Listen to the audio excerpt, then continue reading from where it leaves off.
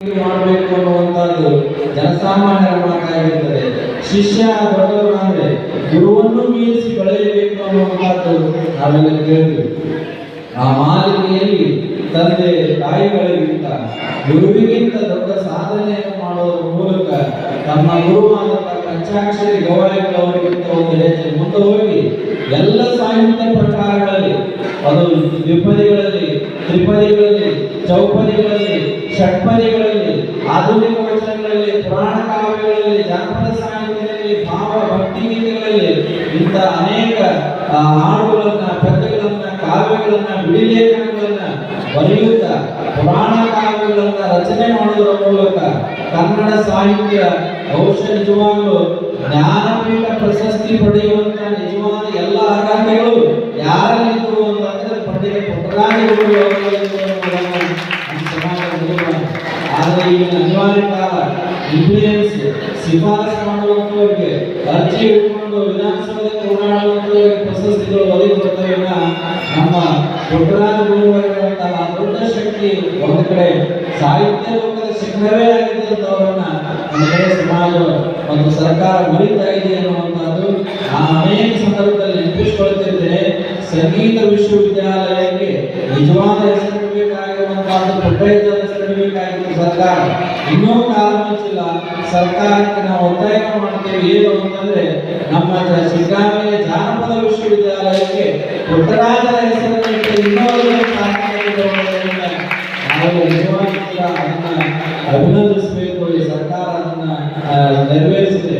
ಕಾರಣ ಅವರು ಸಾಹಿತ್ಯ, ಸಂಗೀತ, ಜಾನಪದ ಎಲ್ಲ ಕ್ಷೇತ್ರಗಳಲ್ಲಿ ಬಹಳ ದೊಡ್ಡ ಕೊಡುಗೆಯನ್ನು ಕೊಟ್ಟಂತವರು. ಇವತ್ತು ಜಾನಪದ ಉಡುಗಿದೆ ಅಂತಂದ್ರೆ ವೇದಿಕೆಗಳಲ್ಲಿ ನಮ್ಮೆಲ್ಲ ಗವಾಯಿಗಳು ಹಾಡಾಡ್ತಾರೆ. ಪ್ರವಚನಗಳಲ್ಲಿ ನಮ್ಮ ಶಾಸ್ತ್ರಿಗಳು, ಪುರಾಣ ಪ್ರವಚನಕಾರರು, ಕೀರ್ತನಕಾರರು ಅದು ನಿತ್ಯ ವೇದಿಕೆಗಳಲ್ಲಿ ಅವರ ಕಂಠಗಳಲ್ಲಿ ಬಳಕೆ ಆಗ್ತಾರೆ ಎನ್ನುವ ಕಾರಣದಿಂದ ಇಂದಿಗೂ ಜಾನಪದ ಸಾಹಿತ್ಯ ಉಳಿದಿದೆ ಎನ್ನುವಂತಹದನ್ನ ನಾವು ಸ್ಮರಿಸಿಕೊಳ್ಳಬೇಕಾಗಿರುವಂತಹದ್ದು.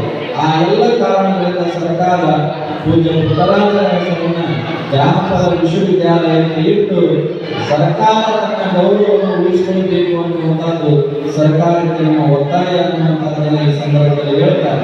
ಕಾರಣ ಏನಂದ್ರೆ ಅವರು ಎಲ್ಲ ಲೋಕದಲ್ಲಿಯೂ ಸಾಹಿತ್ಯ ಲೋಕ, ಸಂಗೀತ ಲೋಕ, ಧಾರ್ಮಿಕ ಲೋಕ, ಆಚಾರ ಪರಂಪರೆ, ವಿಚಾರ ಪರಂಪರೆ ಎಲ್ಲ ರೀತಿಯಿಂದಲೂ ಕೂಡ ದೊಡ್ಡ ಸಾಧನೆಯ ಶಿಖರವನ್ನು ಏರಿದಂಥವರು.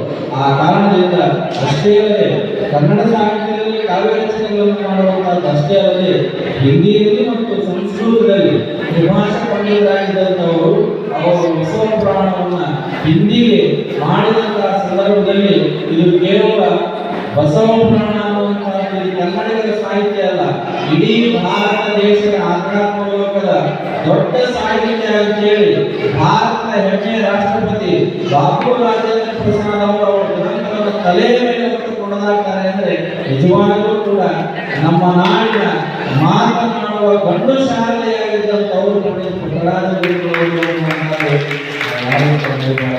ಈ ಕಾರಣದಿಂದ ಪುಟ್ಟರಾಜರು ನಮಗೆ ಬಹಳ ದೊಡ್ಡ ಆದರ್ಶ ವ್ಯಕ್ತಿಗಳಾಗಿ ನಮಗೆಲ್ಲ ಕಾಣಲಿಕ್ಕೆ ಸಾಧ್ಯವಾಯಿತು ಅನ್ನುವಂಥದ್ದು.